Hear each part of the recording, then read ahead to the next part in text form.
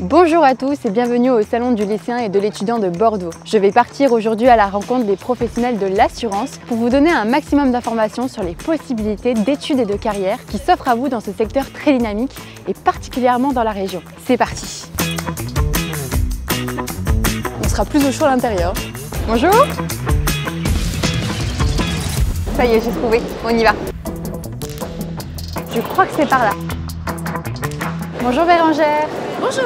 Est-ce que vous pouvez nous dire pourquoi vous êtes là aujourd'hui à la rencontre des étudiants? Alors on est là en fait pour promouvoir les métiers de l'assurance. Donc on a des professionnels qui sont présents, on a aussi des étudiants qui sont là pour parler de jeune à jeune en fait sur les métiers de l'assurance. C'est un secteur qui recrute énormément, qui recrute par le biais de l'alternance en amont sur tout type de métier, sur du niveau Bac+2 à Bac+5. Beaucoup d'idées circulent autour des métiers de l'assurance. Vieillots, routiniers, peu innovants. Pourtant, c'est l'un des secteurs les plus dynamiques et diversifiés du moment. Bonjour Stéphane, est-ce que vous pourriez nous présenter le secteur de l'assurance dans la région en quelques chiffres? La région Nouvelle-Aquitaine est la deuxième région la plus attractive après l'Île-de-France. C'est plus de 22 000 collaborateurs, plus de 2500 nouveaux collaborateurs nous auront rejoints en 2022. Alors le recrutement en Nouvelle-Aquitaine dans l'assurance est très actif, notamment du côté alternance, notamment dans le cadre de l'accompagnement de nos clients, tant en matière de production qu'en matière de souscription. Et concernant la sécurité de l'emploi, 92% des collaborateurs sont en CDI. En quoi pour les jeunes aujourd'hui c'est intéressant de choisir le secteur de l'assurance?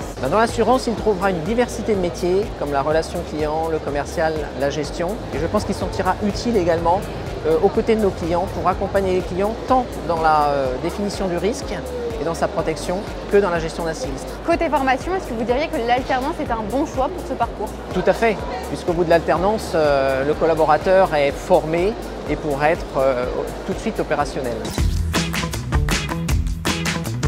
Ils ont fait le choix de l'alternance en assurance pour leur formation. Allons savoir pourquoi.